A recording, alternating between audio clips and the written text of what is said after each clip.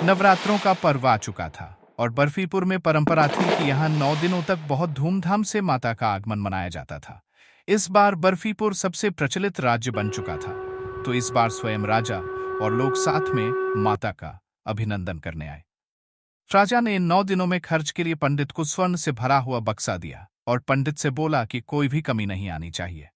एक दिन एक धनी औरत माता रानी के लिए स्वर्ण के गहने लेकर आई। उसने उनके चरणों में भेंट कर दिए और पंडित से प्रार्थना की कि वह पूजा वाले दिन माता का श्रृंगार इन गहनों से करें। वह धन्यवाद देती हुई चली गई।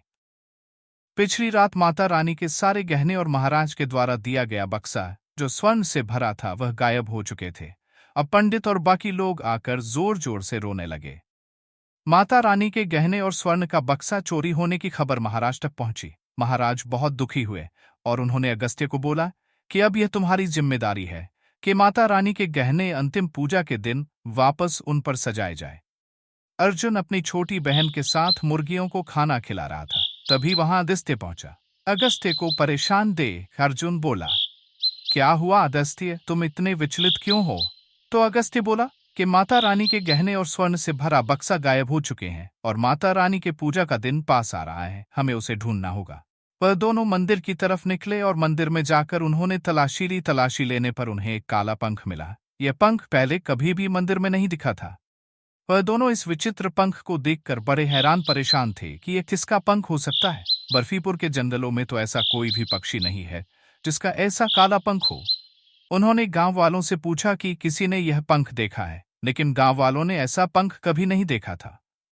फिर वह जंगल में गए और उन्होंने पशु पक्षियों को देखा और उन्हें वहां भी ऐसे पंख वाला कोई पक्षी नहीं दिखा।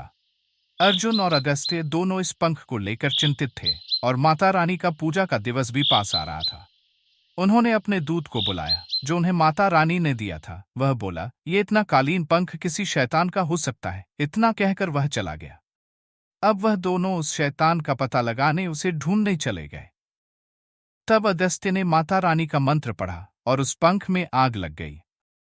उस जलते हुए पंख में अगस्त्य और अर्जुन को एक चुड़ैल दिखाई दी। अब अर्जुन और अगस्त्य दोनों माता रानी के दरबार में गए और उन्होंने वहां माता रानी से प्रार्थना की। माता रानी उनकी मदद करने आई। माता रानी अपने अलौकिक रूप में प्रकट हुई और वह दोनों उनकी तरफ देख नहीं पा रहे थे, लेकिन माता रानी बोली, प्रिय अगस्त्य और अर्जुन, मेरे बच्चों, तुम क्यों विचलित हो? जाओ काली पहाड़ी पर और वहां तुम्हें वह चुड़ैल मिल जाएगी। वह माता रानी का धन्यवाद देते हुए चले गए। वह काली पहाड़ी की तरफ चल दिए। तूफान उन्हें रोक रहे थे, उन्हें आगे नहीं बढ़ने दे रहे थे। उन्होंने माता रानी का नाम लिया और तूफान कम हो गया। अब वह चोटी पर चढ़ गए और उन्होंने चुड़ैल का घर देखा। जब वह अंदर गए तो वह हैरान हो गए क्योंकि यह घर सीधा नरक का द्वार था। वह चुड़ैल पूरी दुनिया पर राज करने के लिए शैतान की पूजा कर रही थी और शक्तियां पाना चाहती थी। इसलिए वह माता रानी के गहने शैतान को भेंट करके शक्तियां प्राप्त करना चाहती थी।